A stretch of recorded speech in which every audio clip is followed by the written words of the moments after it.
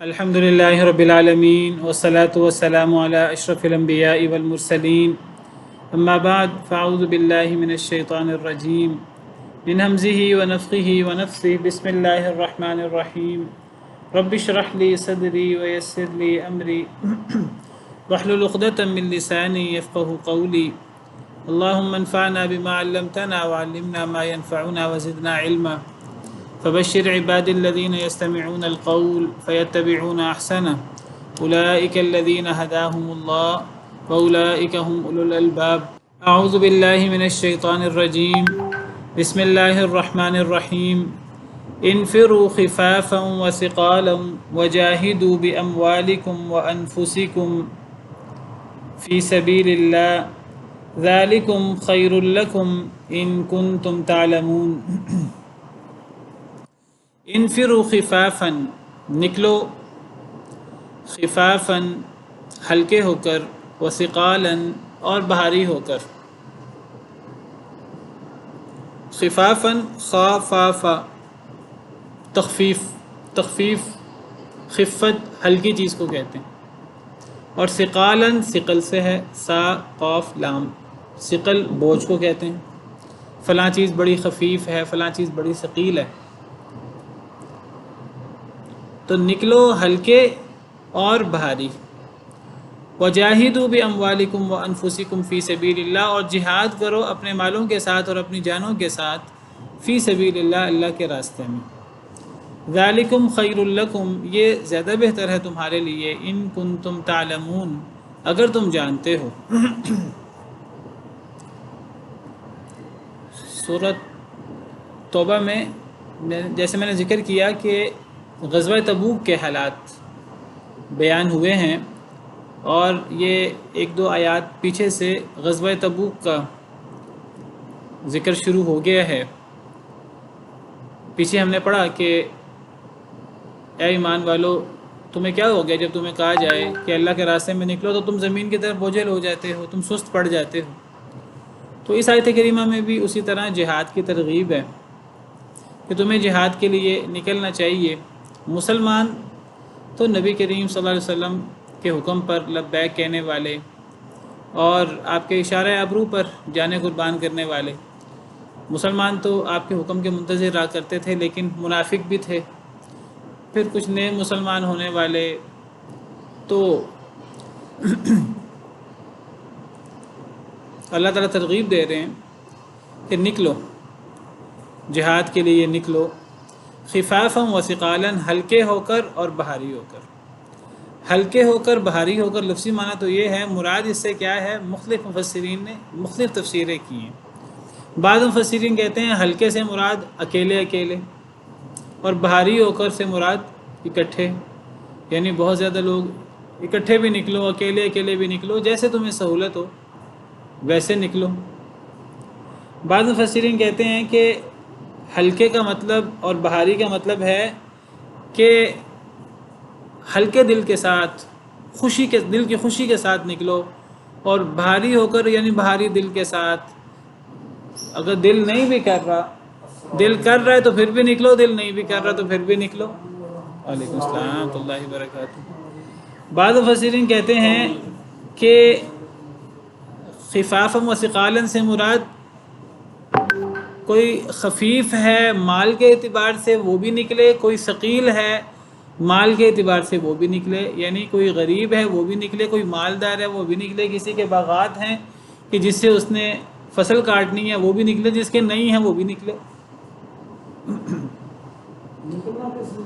جہاد کے لیے۔ آگے آ رہے ہیں نا وجاہدوا باموالکم وانفسکم، یہ انفروا عام طور پر جہاد کے لیے نکلنے کے لیے ہی، اور آگے وجاہدوا خاص طور پر اس جہاد۔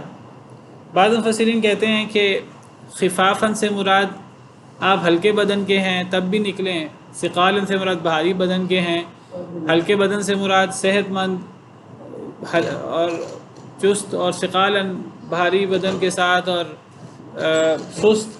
بعض کہتے ہیں جی جوان اور بوڑھے، جوان ہے تو وہ نکلیں، بوڑھے یعنی بہرحال مختلف تفسیریں مفسرین نے کی ہیں۔ تو امام ابن کثیر دیگر مفسرین کا طریقہ یہ ہے کہ وہ کہتے ہیں کہ یہ تمام تفسیریں ٹھیک ہیں، یہ تمام تفسیریں ٹھیک ہو سکتی ہیں. خفافا و ثقالا میں یہ سب معنی آ سکتے ہیں. اب طوعا و کرہن نکلنا ہے، مشکل ہے آسانی ہے تو نکلنا ہے. وجاہد کیونکہ اب حکم ہو چکا ہے نفیر عام کا. وجاہدوا باموالکم وانفسکم فی سبیل اللہ، اور جہاد کرو اپنے مالوں کے ساتھ بھی اور اپنی جانوں کے ساتھ بھی، فی سبیل اللہ، اللہ کے راستے میں. جہاد کے ساتھ اکثر مال کا اور جان کا ذکر آتا ہے. تو مال کے ساتھ جہاد کرنے سے مراد ہے کہ انسان اپنا نہ صرف خود نکلے بلکہ انسان اپنا مال بھی دے. اور جو انسان خود نہیں نکل سکتا کسی معذوری کی وجہ سے، کسی مجبوری کی وجہ سے، تو وہ اپنا مال خرچ کرے. حدیث مبارکہ میں آتا ہے کہ جو بندہ مال خرچ کرتا ہے وہ ایسے ہی ہے جیسے کہ کسی بندے نے خود جہاد کیا. حدیث مبارکہ کے الفاظ ہیں من جہز غازیا فقد غزا. جو بندہ کسی غازی کو جنگ کرنے کا سامان بہم پہنچا دے، سواری مہیا، اس کو سواری دے دے، اس کو لڑنے کے لیے ہتھیار دے دے، تو چاہے وہ خود جنگ میں شریک نہیں ہوا تو ایسے ہی ہے جیسے کہ اس نے خود لڑائی کی ہے بنفس نفیس. میں وہی اب ذکر کرنے لگا ہوں. تو مال کے ساتھ بھی جہاد ہوتا ہے اور جان کے ساتھ بھی جہاد ہوتا ہے. مال کے ساتھ سے مراد ہے کہ انسان اپنا مال بھی دے، اور جان سے مراد ہے بندہ خود بھی جہاد کے لیے جائے، پھر وہاں سے غازی ہو کر لوٹے یا پھر شہید ہو جائے. تو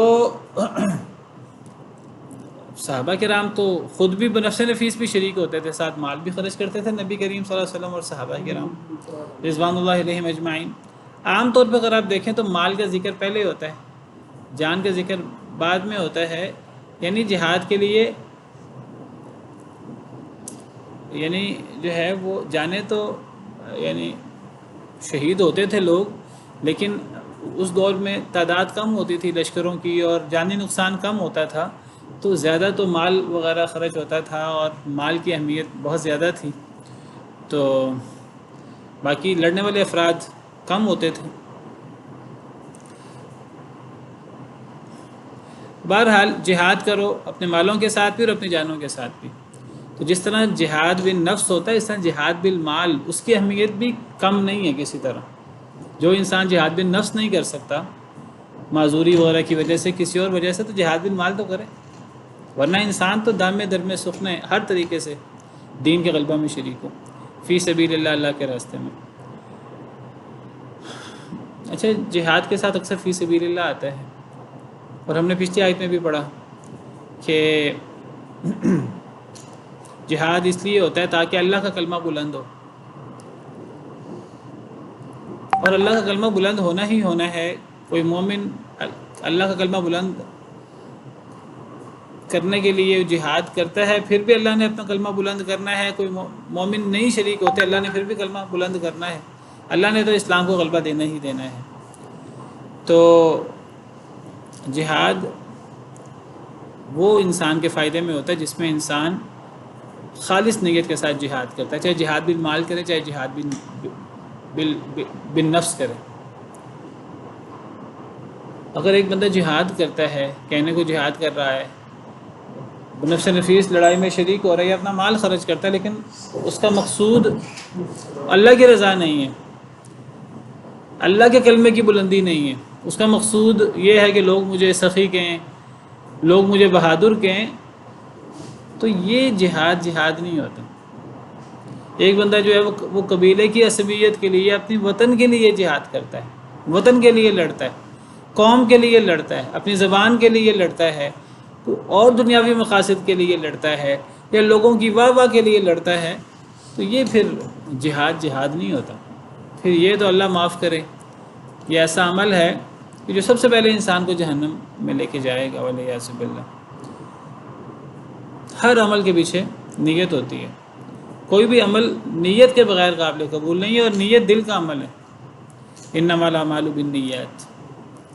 جہاد کرو اپنے مالوں کے ساتھ، اپنی جانوں کے ساتھ اللہ کے راستے میں.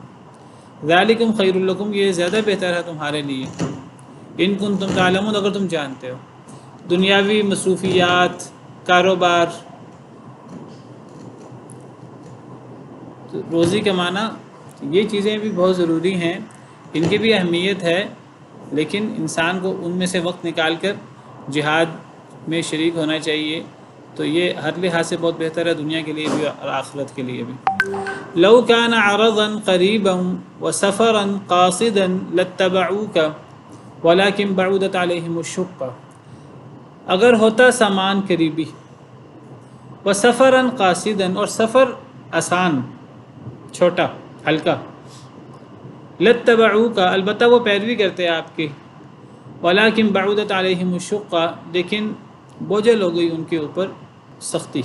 اگر سامان قریب ہوتا، سامان قریب ہوتا سے مراد اگر مال غنیمت نظر آ رہا ہوتا کہ جی ہمیں فتح ہو جائے گی اور ہمیں مال غنیمت ملے گا، اگر مال غنیمت ملنے کا امکان بہت زیادہ ہوتا، یہاں نہیں تھا، یہاں مال غنیمت ملنے کا امکان نہیں تھا، یہاں تو جان بچنے کا امکان بھی کم تھا، کیونکہ مد مقابل سپر پاور روم، جیسے میں نے ذکر کیا تھا،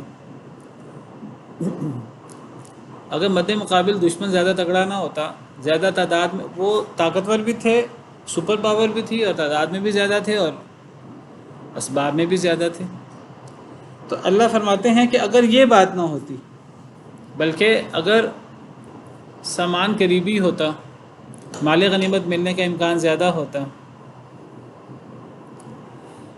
وسفراً قاصداً اور سفر آسان ہوتا، سفر بھی بہت لمبا تھا، یعنی مدینہ منورہ سے تبوک تقریباً 700 کلومیٹر کا فاصلہ،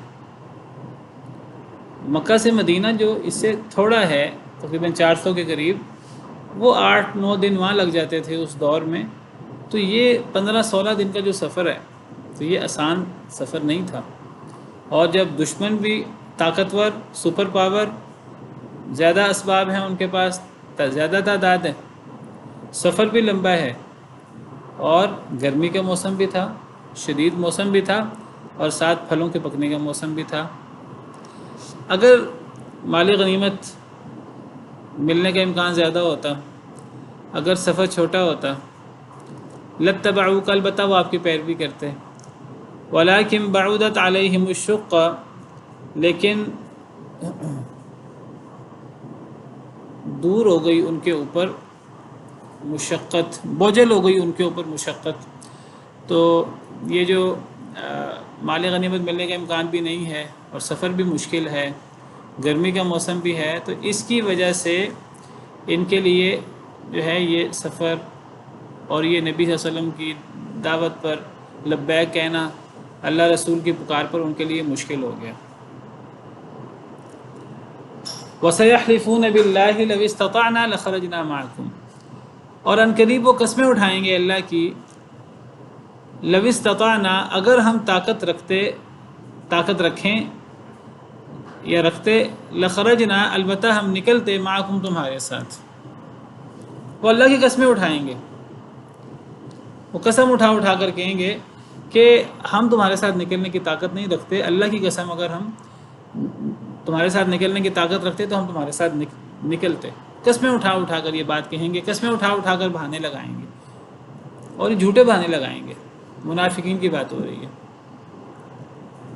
وجہ کیا ہے بہانے لگانے کی، قسمیں اٹھا کر؟ وجہ وہ ہیں جو پیچھے ذکر ہو گئی، سفر مشکل ہے اور مال غنیمت بھی ملنے کا امکان نہیں ہے، گرمی کا موسم ہے،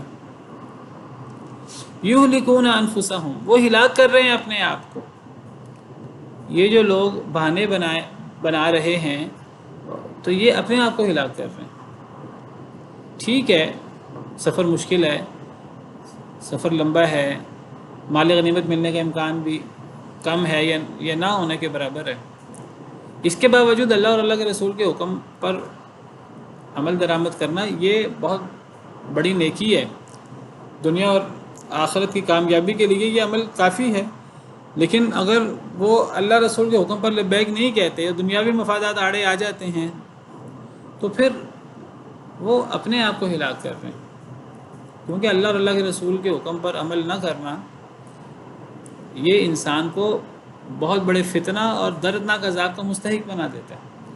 اللہ تعالیٰ سورہ نور میں فرماتے ہیں کہ فَلْيَحْذَرِ الَّذِينَ يُخَالِفُونَ عَنْ أَمْرِهِ أَن تُصِيبَهُمْ فِتْنَةٌ أَوْ يُصِيبَهُمْ عَذَابٌ أَلِيمٌ، ڈر جانا چاہیے ان لوگوں کو جو نبی کے حکم سے مخالفت کرتے ہیں، جو نبی کی بات نہیں مانتے، انہیں ڈر جانا چاہیے ان تصیبہم فتنۃ، کہیں وہ فتنے کا شکار نہ ہو جائیں، او یصیبہم عذاب علیم، یا ان پر دردناک عذاب نہ آ جائے۔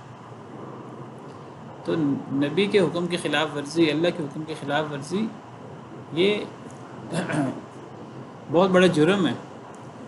انسان فتنوں کا شکار ہو جاتا ہے، عذاب علیم کا شکار ہو جاتا ہے۔ فتنہ یہ قتل سے بھی زیادہ سخت ہوتا ہے۔ تو اللہ تعالیٰ فرما رہے ہیں کہ یہ جو پس و پیش کر رہے ہیں، جھوٹی قسمیں اٹھا کر یہ جو بہانے لگا رہے ہیں، یہلکون انفسہم، سراسر اپنے آپ کو ہلاک کر رہے ہیں۔ واللہ یعلم انہم لکاذبون، اور اللہ وہ جانتا ہے کہ بے شک وہ البتہ وہ جھوٹے ہیں، اور اللہ کو پتہ ہے کہ یہ جھوٹ بول رہے ہیں۔ یہ جو بہانے لگا رہے ہیں یہ جھوٹے بہانے ہیں، اور وہ بہانے لگا کر اپنے آپ کو ہلاک کر رہے ہیں، اور اللہ کو پتہ ہے کہ یہ جھوٹے بہانے ہیں۔ عفا اللہ عنک، معاف کر دے اللہ آپ کو، عنک آپ کو، یعنی اے اللہ کے رسول صلی اللہ علیہ وسلم، اللہ تعالیٰ آپ کو معاف کر دے۔ عفا فعل ماضی ہے، فعل ماضی، فعل جو ہے یہ دعا کے معنی میں آتا ہے۔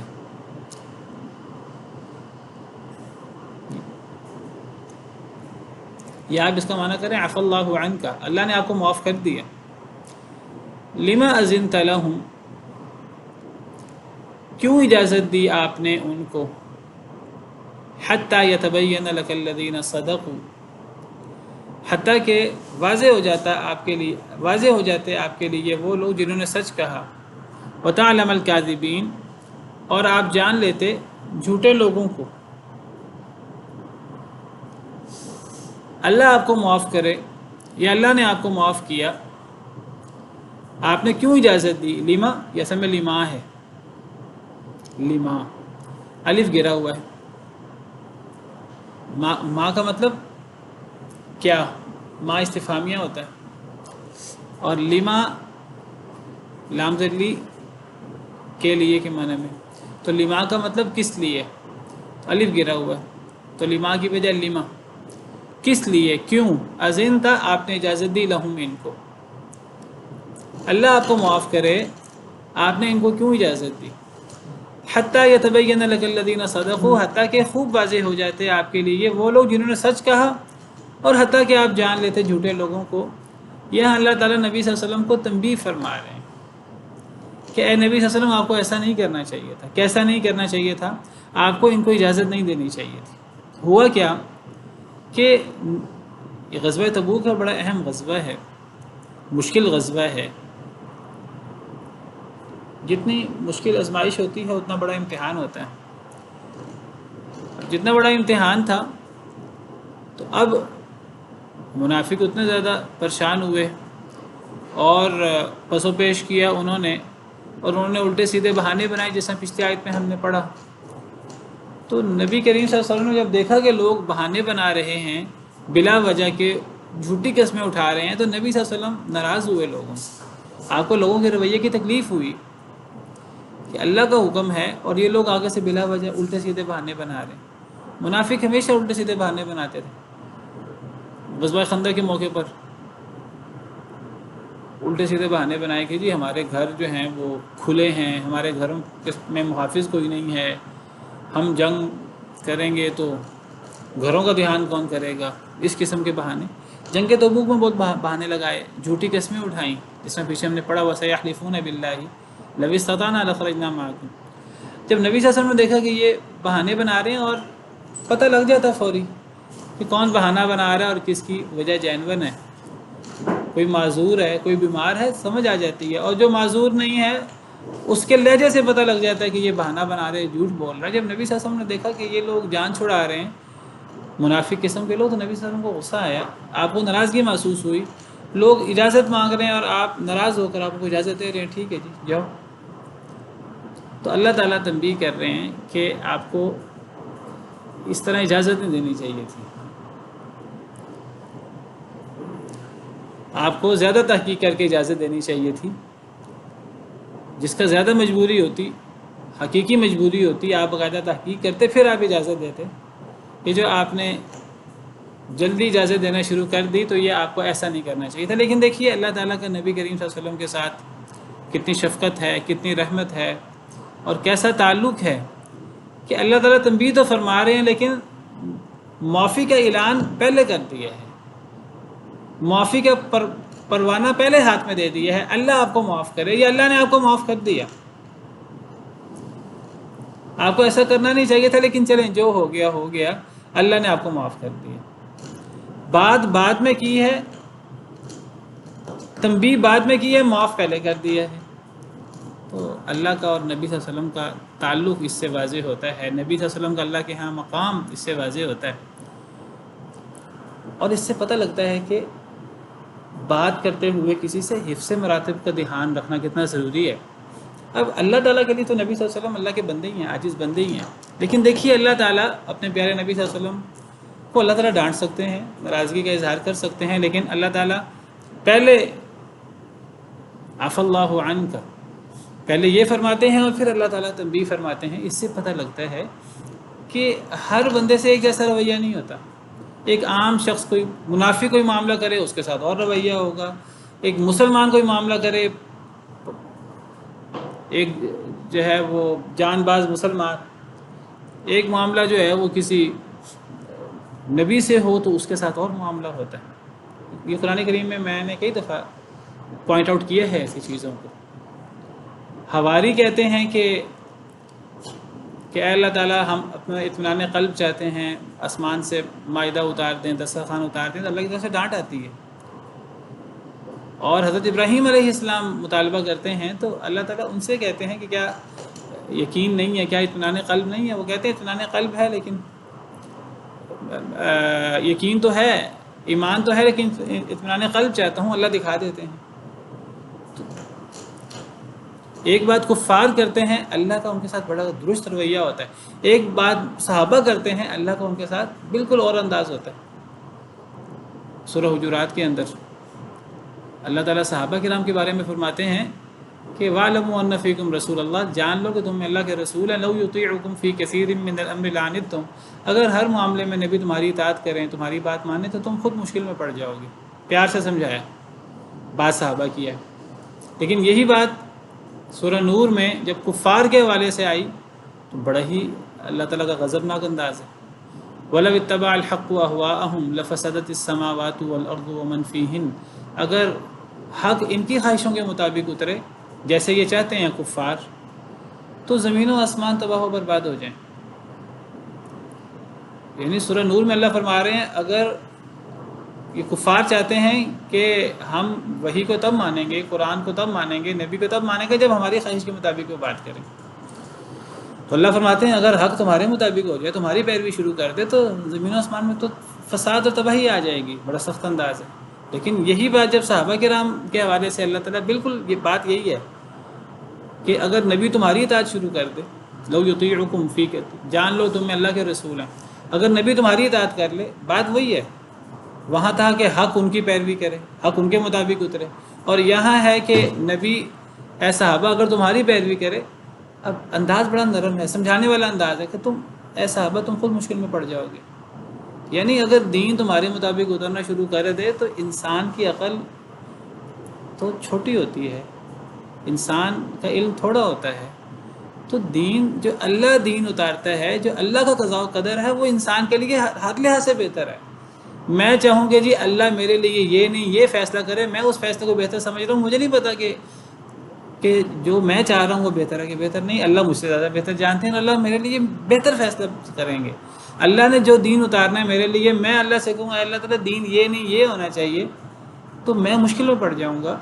تو لیکن دیکھیے بات ایک ہے، لیکن حفظ مراتب کا کتنا دھیان ہے قرآن کریم میں، کہ مسلمانوں سے کوئی معاملہ ہو تو انداز فرق ہے، تم مشکل میں پڑ جاؤ گے، سمجھایا جا رہا ہے۔ کفار کا معاملہ ہو ڈانٹا جا رہا ہے کہ زمین و آسمان میں فساد آ جائے گا، تباہی آ جائے گی۔ نبی کا معاملہ ہے تو اللہ تعالیٰ ان کو دکھا رہے ہیں کہ اللہ مردوں کو کیسے زندہ کرتے ہیں۔ حواریوں کا معاملہ ہے جو نبی نہیں ہے تو وہاں ڈانٹ پڑ جاتی ہے۔ یہاں نبی صلی اللہ علیہ وسلم کا معاملہ ہے تو انداز کیسے ہے، اس سے پتہ لگتا ہے کہ قرآن کریم ہماری اصلاح کے لیے بھی ہے، اس میں ہمارے لیے بہت زیادہ سیکھنے کے موقع ہیں۔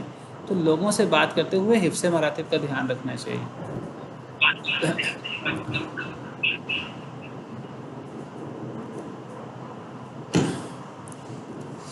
اللہ آپ کو معاف کرے، کیوں آپ نے اجازت دی ان کو؟ مطلب یہ ہے کہ آپ کو اجازت نہیں دینی چاہیے تھی۔ حتیٰ یتبین لک الذین صدقوا، حتیٰ کہ خوب واضح ہو جاتا آپ کے لیے وہ لوگ جنہوں نے سچ کہا، اور حتیٰ کہ آپ جان لیتے جھوٹے لوگوں کو۔ آپ پوری تحقیق کر کے آپ کو اجازت دینی چاہیے تھی، آپ نے کیوں جلدی اجازت دی؟ بہرحال اللہ نے فرمایا کہ میں نے معاف کر دی۔ پھر اب آگے تبصرہ ہو رہا ہے اجازت مانگنے والوں پر۔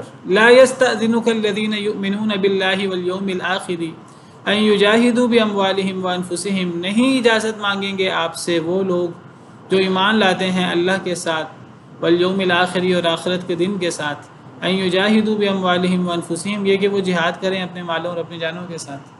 اللہ فرماتے ہیں کبھی آپ سے اللہ پر حقیقی ایمان رکھنے والے، آخرت پر ایمان رکھنے والے، وہ آپ سے اجازت مانگیں گے ہی نہیں۔ کوئی مجبوری ان کی ہوگی بھی، لیکن وہ چاہیں گے کہ نہیں، ہم مجبوری کے باوجود ہم اللہ اور اللہ کے رسول کی دعوت پر، ان کی پکار پر لبیک کہیں۔ ایمان والے، اللہ پر ایمان رکھنے والے، آخرت پر ایمان رکھنے والے، وہ اجازت مانگیں گے ہی نہیں۔ یہ جہاد کا معاملہ ہے، اپنے مالوں اور اپنے جانوں کے ساتھ جہاد، تو یہ تو بہت بڑی سعادت ہے ایمان والوں کے لیے۔ ایمان والوں کو پتہ ہے کہ اس کا اللہ کے ہاں کتنا اجر ہے، تو وہ تو اس قسم کے اجر، اس قسم کے موقعوں کی تلاش میں ہوتے ہیں، تو وہ آپ سے کبھی بھی اجازت نہیں مانگیں گے۔ واللہ علیم بالمتقین، اللہ تعالیٰ بہت جاننے والا متقی لوگوں کو، ایسے متقی لوگوں کو اللہ جانتے ہیں اور اللہ باخبر ہے۔ انما یستأذنک الذین، سوائے اس کے کہ نہیں اجازت مانگتے ہیں آپ سے وہ لوگ لا یؤمنون باللہ والیوم الآخر، جو نہیں مان لاتے اللہ کے ساتھ اور آخرت کے دن کے ساتھ، وارتابت قلوبہم، اور شک میں پڑ گئے جن کے دل ابھی تک شکوک و شبہات کا شکار ہے، منافقین جو مریض ہیں، جن کا دل مرض کا شکار ہے، مرض نفاق کا، اور جس کا دل شکوک و شبہات کا اور مرض کا شکار ہوتا ہے، اللہ اس کا مرض بڑھا دیتے ہیں۔ فی قلوبہم مرض فزادہم اللہ مرضا، ان کے دلوں میں مرض ہے، اللہ نے ان کے مرض کو بڑھا دیا۔ آپ سے اجازت وہ مانگیں گے جو نہیں ایمان لاتے اللہ پر اور آخرت پر، وارتابت قلوبہم، اور جن کے دل شک میں ہیں، فہم فی ریبہم یترددون، تو وہ اپنے شک میں تردد کرتے رہتے ہیں، ان سے اپنے شک میں فیصلہ نہیں ہوتا ہم کیا کریں۔ منافق چونکہ خود متردد ہوتا ہے، خود شکوک و شبہات کا شکار ہوتا ہے۔ منافق ایک تو اللہ رسول کے حکم پر عمل کرنے کا اس کا جو ہے وہ کوئی ذوق شوق نہیں ہوتا، اس کا دل نہیں کرتا اللہ اور اللہ کے رسول کے حکم پر عمل کرے، کیونکہ ایمان نہیں ہوتا۔ اللہ اور اللہ کے رسول کے حکم پر عمل کرنے کے لیے ایمان چاہیے ہوتا ہے، کیونکہ آزمائش ہوتی ہے، دنیاوی مفادات چھوڑنے پڑتے ہیں، دنیا کے نقصان اٹھانے پڑتے ہیں، اور یہ کام وہ کر سکتا ہے جس کا آخرت پر ایمان ہو، اللہ پر ایمان ہو، نبی پر ایمان ہو، اللہ کے وعدوں پر یقین ہو۔ جس کا اللہ کے وعدوں پر یقین ہے تو وہ آنکھیں بند کر کے اللہ اور اللہ کے رسول کے حکم پر عمل کرتا ہے، چاہے ظاہراً سامنے آگ نظر آ رہی ہو، وہ کود پڑے، اگر ایمان ہے، یقین ہے تو۔ ایمان ہوتا ہے، یقین ہوتا ہے، دنیا کی مشکلیں مشکل نہیں رہتی ہیں، آسان ہو جاتی ہیں۔ ہمیں دعا سکھائی گئی ہے، اللہم اقسم لنا من خشیتک ما تحول به بیننا وبین معصیتک، اے اللہ ہمیں اپنی ایسی خشیت دے دے کہ ہم گناہ ہی نہ کر سکیں، ومن طاعتک ما تبلغنا به جنتک، اے اللہ ہمیں ایسی اپنی اطاعت نصیب کر دے کہ وہ اطاعت ہمیں آپ کی جنت تک پہنچا دے، آپ راضی ہو جائیں اور آپ کی رحمت سے ہم جنت میں داخل ہو جائیں۔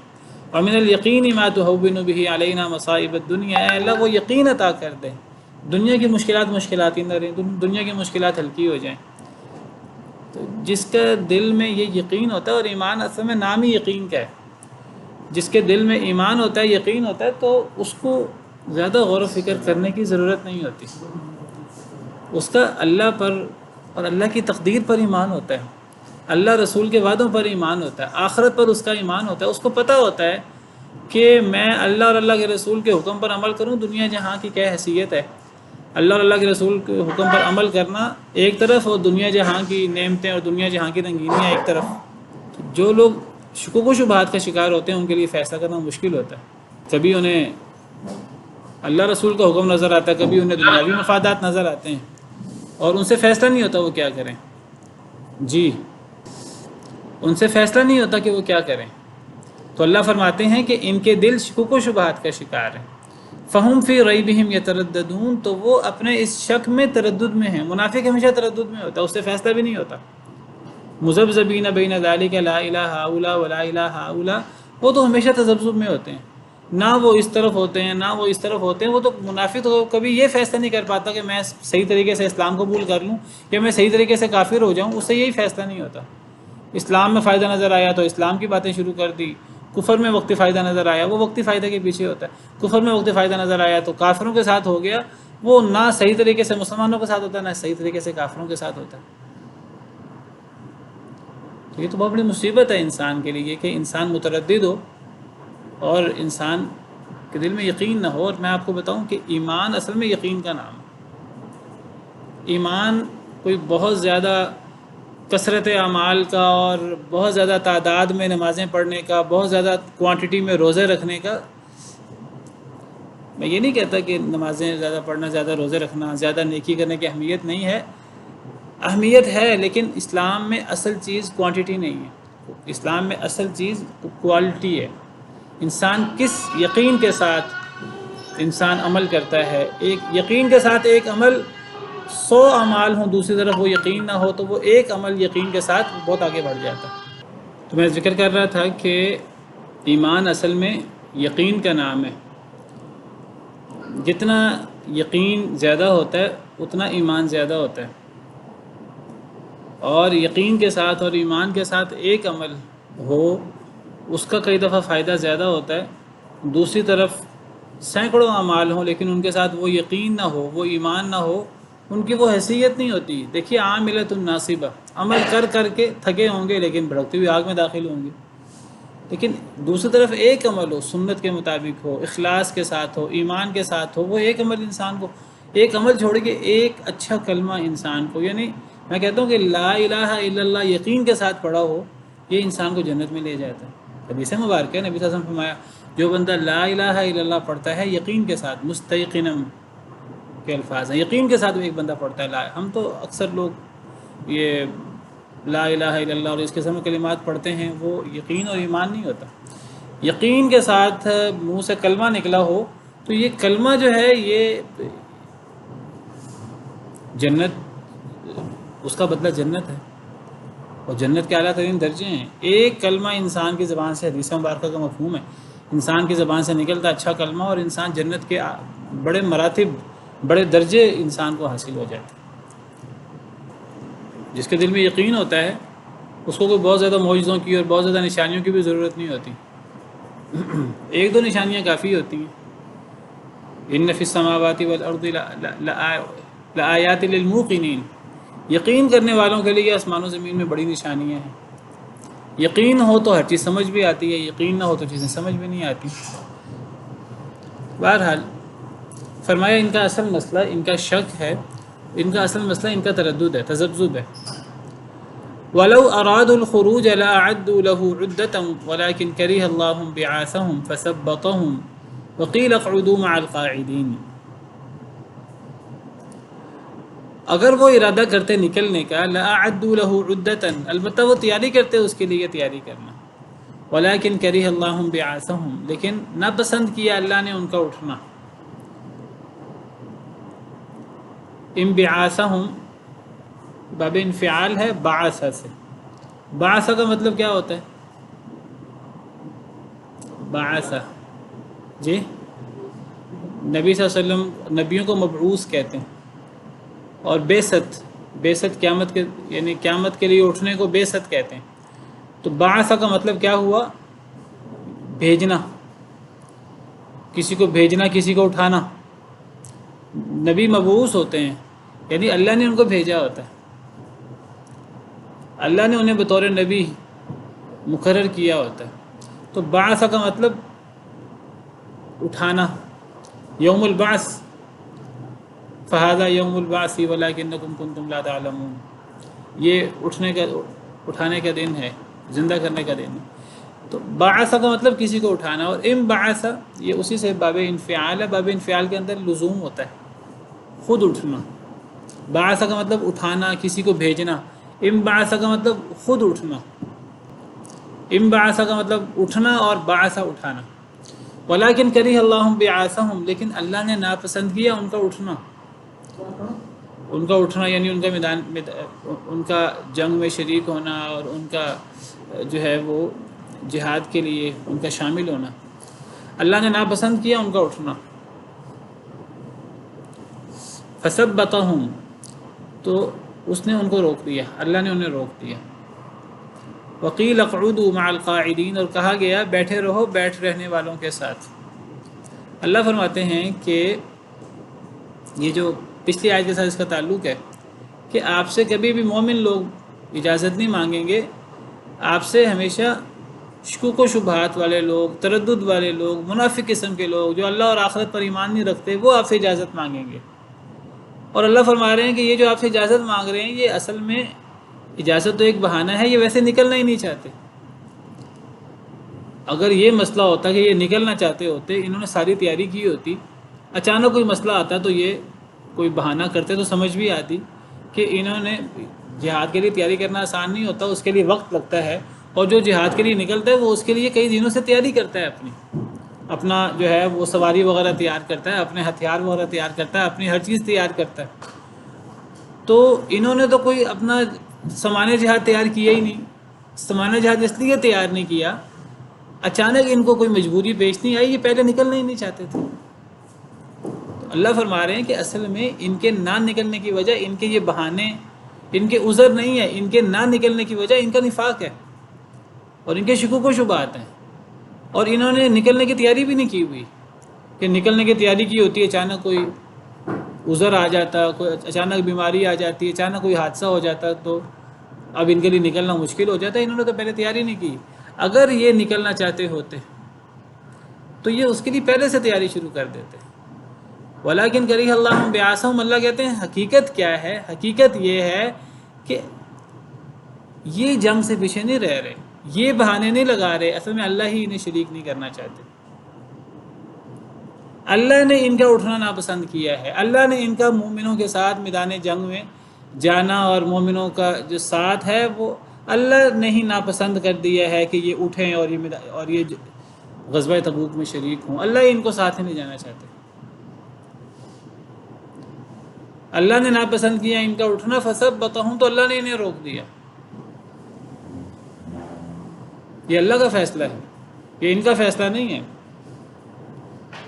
انسان بعض دفعہ گناہ کرتا ہے، اسے کہا جائے کہ گناہ نہ کرو، نماز پڑھو، وہ نماز نہیں پڑھتا تو وہ سمجھتا ہے کہ میں نماز پڑھوں گا تو کوئی اسلام کا فائدہ ہوگا، مسلمانوں کا فائدہ ہوگا، تو لوگ مجھے علماء حضرات اور مجھے لوگ اس لیے کہتے ہیں نیکی کا کہ شاید لوگوں کا کوئی فائدہ ہے. لوگوں کا فائدہ نہیں ہوتا، فائدہ تو انسان کا اپنا ہوتا ہے. اور جو بندہ نیکی نہیں کرتا، نیک کام میں شریک نہیں ہوتا، تو وہ کوئی یعنی اگر وہ نیک کام کرے اس کا اللہ پر احسان نہیں ہوتا. جو نیک کام میں شریک نہیں ہوتا، نیکی میں شریک نہیں ہوتا، در حقیقت اللہ نے اس کے بارے میں یہ چاہا ہی نہیں ہوتا کہ وہ اس بابرکت کام میں وہ شریک ہو. اللہ نے اسے اس برکت سے محروم رکھنا ہوتا ہے. یہ نہیں ہوتا کہ وہ نہیں آتا، ہوتا اصل میں یہ کہ اللہ نے اسے پیچھے رکھ دیا ہوتا ہے. یہ آیت کریمہ یہی بات بتا رہی ہے. یعنی یہ نہیں ہوا کہ منافقین نے اس جنگ میں شریک ہونا گوارا نہیں کیا اور منافقین جو ہے وہ اسلام کے غلبے کے لیے وہ شامل نہیں ہوئے، پیچھے رہ گئے. اللہ نہیں چاہ کہ وہ اس جنگ میں شریک ہوتے، کیونکہ ان کے جنگ میں شریک ہونا مسلمانوں کے لیے نقصان دہ ہوتا ہے. وہ آگے آ رہا ہے. تو اللہ نے اصل میں سارے فیصلے تو اللہ کے ہوتے ہیں. تو اللہ نے ان کا اٹھنا ناپسند کیا اور اللہ نے انہیں روک دیا اور انہیں کہا گیا کہ بیٹھ جاؤ بیٹھنے والوں کے ساتھ. بیٹھنے والے کون ہیں؟ عورتیں یا معذور لوگ. انہیں کہا گیا کہ عورتوں کی طرح تم گھروں میں بیٹھے رہو، تم اس قابل نہیں ہو، تم مرد نہیں ہو کہ تم مردوں کی طرح نکلو جہاد کے لیے. تم بیٹھ رہنے والوں کے ساتھ بیٹھو. بیٹھنے والے کون ہیں؟ جہاد سے یا عورتیں جن کے لیے جہاد ضروری نہیں ہوتا، یا پھر عذر والے لوگ، معذور قسم کے لوگ.